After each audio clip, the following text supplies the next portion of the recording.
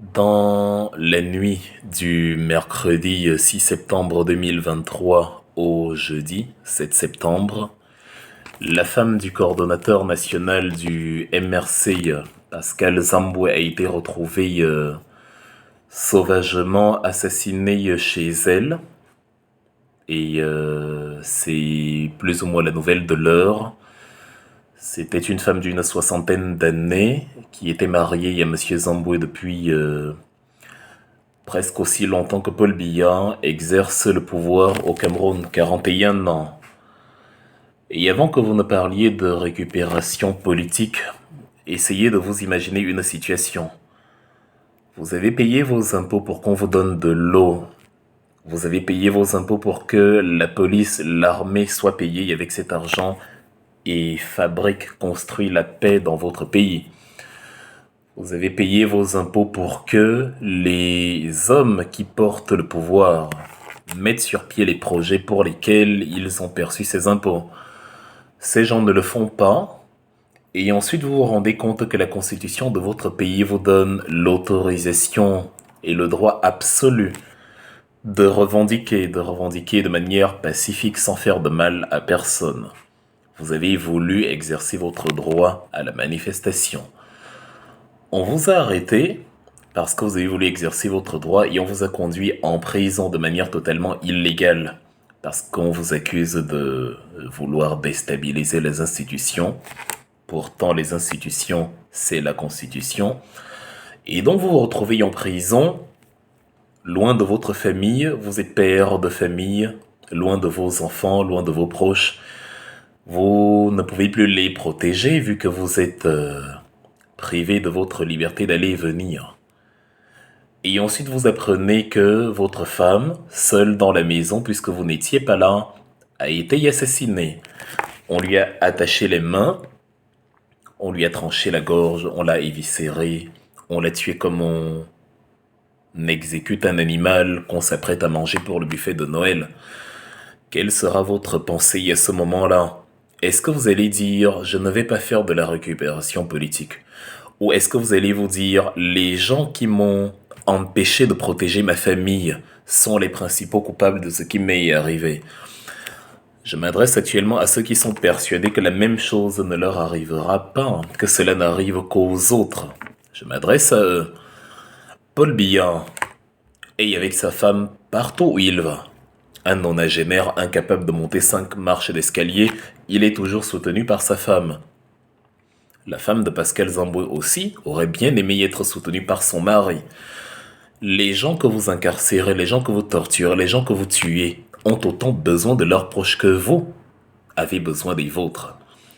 Et si vous pensez qu'ils seront les seuls à souffrir, il faut penser à Ali Bongo qui demande de make noise pendant qu'il privait les gens du même noise lors des élections qu'il était en train de tripatouiller, où il était en train de frauder de manière barbare, en supprimant Internet, en supprimant les chaînes de télé, en interdisant les journalistes et en interdisant même dans certains bureaux de vote les opposants de s'exprimer. Il ne savait pas que 48 heures plus tard, c'est lui qui allait demander qu'on ameute tous les médias et tous les journalistes du monde pour lui.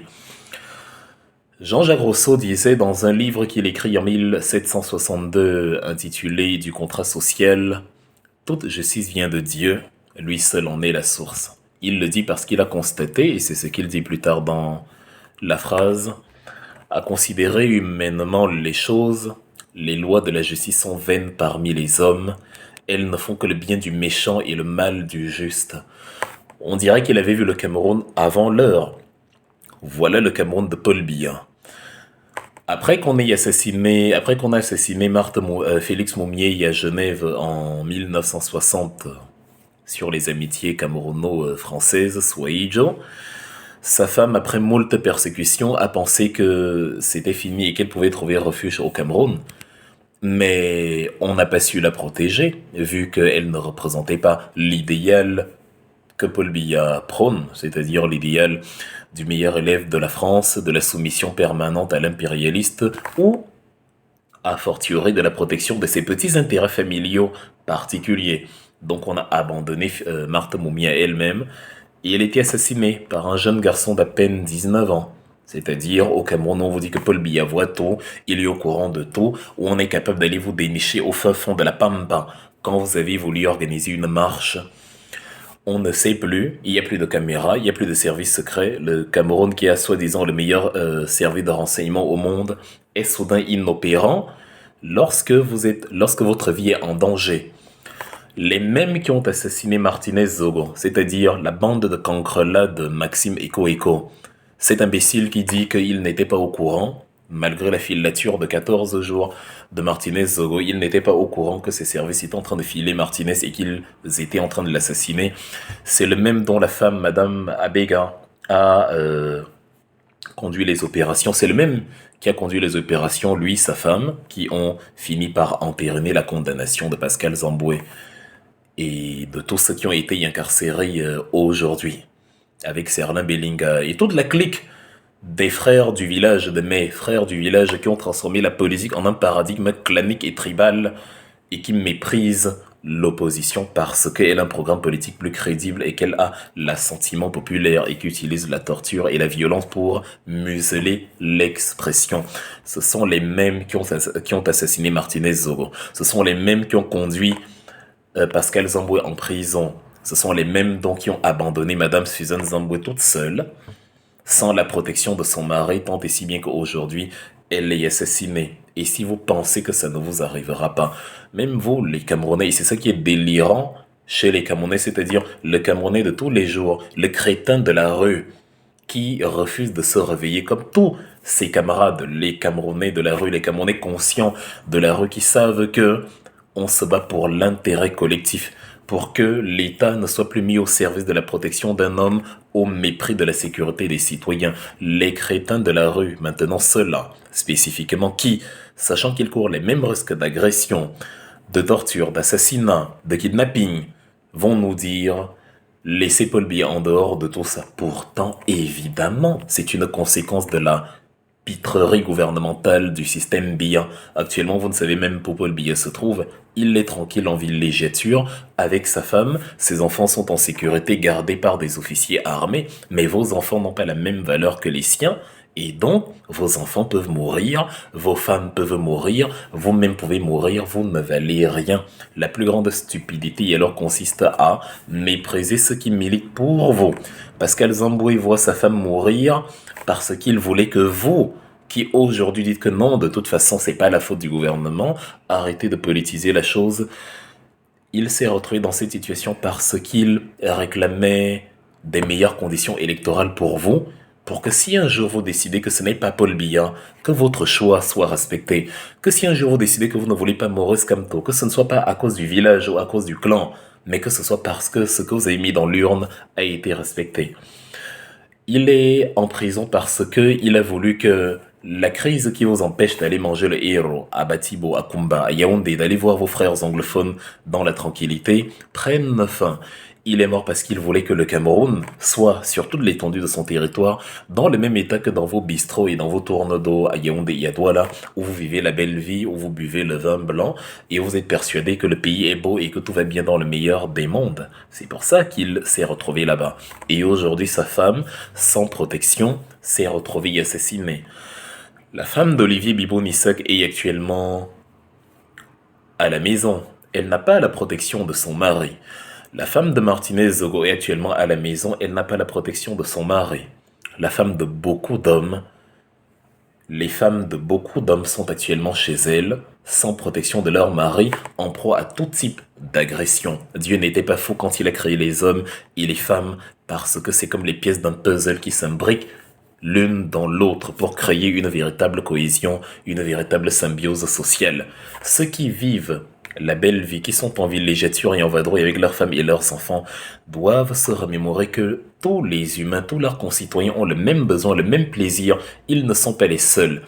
Et qu'ils arrêtent donc de priver les femmes de leur mari pour des motifs stupides, qu'ils arrêtent de priver les enfants de leur père, qu'ils arrêtent de priver les maris de leurs femmes. Le peuple camerounais, en tout cas, Je m'engage parce que c'est ce que veut le peuple camerounais, le vrai, celui qui n'est pas manipulé par la tribu, par les boîtes de sardines, par les parlégers, celui qui veut un Cameroun où on est libre de dire qu'on n'aime pas le parti au pouvoir. Ce peuple camerounais la réclame et exige à Paul Biya immédiatement et sans compromis aucun la libération d'Olivier Biboun-Isaac, de Pascal Zamboué, de Alain Foguet, de Salomon Beyas, de Mispa Awassoum et de tous ceux qui sont aujourd'hui privés de leurs femmes, de leurs mères, de leurs maris, de leurs amis, de leurs fils, de leurs frères, de leurs filles. Parce que eux aussi veulent vivre comme Brenda, comme Junior, eux aussi veulent profiter de la vie de leurs parents, aussi ils veulent fumer la chicha, aussi veulent aller en vadrouille en Suisse, aussi veulent les chambres à 40 000 francs suisses, la nuit 25 millions de francs CFA, eux aussi ils ont droit à la vie. C'est ça le contrat social dont parle Rousseau. Nous devons jouir des mêmes plaisirs. Nous avons accepté que X est président parce que c'est conforme à ce que nous avons mis dans l'urne et parce que les impôts que nous lui payons sont utilisés pour ce pourquoi on les a payés. À partir du moment où celui qui est au pouvoir est de manière non conforme aux souhaits exprimés par la population, à partir du moment où l'argent de l'impôt sert à la vadrouille à Genève, et à partir du moment où la revendication inscrite dans la Constitution est muselée, le contrat social est rompu. Donc Paul Biya a l'ordre par le peuple camerounais, s'il tient, s'il respecte la vie, s'il lui reste un tant soit peu de dignité dans le misérabilisme gouvernemental dont il a été le principal architecte pendant 4 décades, s'il lui reste un peu de substance cognitive, un peu de substance éthique, qu'il libère ces gens-là que son gang de malfrats a arrêté de manière absurde. Parce que ceux qui ont vandalisé à San Mélima, qui ont brutalisé leurs opposants politiques, qui ont versé du pipi sur leurs concitoyens en leur disant « rentrez chez vous à l'ouest », qui ont muselé leurs concitoyens qu'ils présentaient comme des frères du village en leur disant « tu es un traître, pourquoi tu as dans les choses des Bamileke sous prétexte qu'ils sont du MRC ?» Et parce que dans le régime Biya, ce régime de cannibales, on ne suit pas le programme politique, mais plutôt le village, et donc si moi et Kanga, je suis du MRC, je suis un traître du village. Ce barbarisme-là qui ne dit pas son nom, on n'est pas dedans, il doit prendre fin. Donc si ce Paul Biya, qu'il soit à Genève, en Thaïlande ou au Kazakhstan, encore une once de pertinence en lui, une miette de cohérence dans l'océan d'ignominie et d'illogisme qu'il a caractérisé pendant les 41 dernières années, s'il lui reste un peu de ces substances-là, qu'il libère ces gens-là immédiatement, parce qu'ils vont, justement, voir leurs femmes, leurs fils, leurs frères mourir, et qu'ils pensent donc au fait que les tribalistes de San Mélima, eux, n'ont pas été incarcérés. Ceux qui ont menacé à l'arme blanche, à l'arme au pistolet, leurs adversaires de parti au sein du RDPC, le parti au pouvoir, n'ont pas été arrêtés. Ceux qui ont vandalisé le siège du RDPC lors des élections du renouvellement des organes de base n'ont pas été arrêtés. On nous parle tous les jours de la diaspora, des activistes qui ont vandalisé les ambassades et encore vous aviez un motif de protestation cohérent, c'est-à-dire le brassage inouï de l'argent des Camerounais pour des poches privées avec la surfacturation des dossiers dans l'ambassade, ils ont essayé de se faire entendre. Ceux qui ont vandalisé à San Mélima, c'était le ventre. Ils avaient faim. Ils ont vandalisé les commerces de gens qui ont saigné pour les avoir. Ils ont volé des biscuits, des bouteilles d'huile, des bonbons, c'est-à-dire une imbécilité qui ne dit pas son nom. Une absence totale de charisme et de dignité humaine où on est réduit à sa plus simple expression, où les instincts grégaires reprennent le dessus. Ceux qui ont, il y a quelques jours, toujours dans le sud, toujours chez Paul Biya, brutalisé les militants qui voulaient simplement tenir une réunion, ils n'ont pas été arrêtés. L'autre tribaliste notoire, un petit esprit comme de taille, Famandongo qui dit que c'est normal, c'est le socle granitique de Paul Biya qui justifie dans le tribalisme alors qu'il est ministre de l'enseignement supérieur mais qui apporte le tribalisme supérieur. Lui, il n'est pas inquiété. Pas plus que Laurent Esso qui est cité dans l'assassinat de Martinez Zogo. Je ne comprends donc pas et c'est inacceptable que Olivier Biboun-Isaac qui n'est à l'origine des problèmes d'aucun Camerounais actuellement soit en prison, que Pascal Zamboué qui n'a rien fait de mal à personne soit en prison, et que sa femme perdent la vie maintenant parce qu'un gang de malfrats est spécialiste de la protection d'un homme, d'un fainéant incapable de sécuriser les Camerounais et de leur apporter ce que les ressources camerounaises permettraient d'apporter à un peuple. Il a donc l'ordre, Paul Biya, de libérer tous ses militants. Et s'il fait la sourde oreille, ce n'est pas moi, c'est l'histoire qui va le mener dans une situation où c'est lui, comme Ali Bongo, qui va dire « Je ne sais pas où se trouve ma femme, mes enfants et X et Y sont actuellement dans un lieu inconnu, je vous demande de make noise pour moi ». Quand vous muselez, sachez que vous pouvez être muselé. Ce n'est pas nous qui muselons, c'est l'histoire qui muselle. L'histoire muselle tôt ou tard tous les crétins qui ont muselé les autres en pensant que eux s'en sortiraient indemnes. Mes sincères condoléances à la famille de Pascal Zamboué. Je n'aimerais pas que ça arrive à un de mes proches, alors j'imagine la douleur qu'il doit ressentir actuellement, surtout quand on pense à la façon dont la pauvre, qui n'avait rien fait de mal, qui ne devait rien à personne, a été assassinée. Si vous croyez à un Cameroun juste, si vous voulez que vos enfants vivent dans un Cameroun où eux ne risquent pas la même chose, vous avez l'obligation de joindre votre voix à tous ceux qui disent à Paul Biya de libérer tous ceux qu'il a arrêtés aujourd'hui, s'il tient tant soit peu à préserver l'image que ses ouailles ont de lui comme un mendiant de la paix, parce que pour l'instant, c'est un mendiant du crétinisme, des assassinats, de l'intimidation, de la chosification de l'autre et du musellement pour des opinions politiques. C'est la première fois que j'ai envie de me tromper, alors qu'il nous donne tort pour une fois dans sa vie. Ça permettra un peu de garder quelque chose de l'imbécilité managériale qui a été la sienne sur les 4 dernières décennies. Mes condoléances à la famille de Pascal Zamboué. Nous continuerons le combat, évidemment, c'est pour cela que nous nous sommes engagés. Ce n'est pas pour avoir des postes quelque part, ce n'est pas pour être nommé quand le MRC prendra le pouvoir, ce n'est pas pour être récompensé ou payé par qui que ce soit, c'est parce que nous voulons un pays où les chances sont égales, où la valeur de la vie est la même pour tous et où on a le droit de dire « ça ne me plaît pas », quand ça ne nous plaît pas, sans craindre que la femme, la fille, le frère, l'enfant seront assassinés.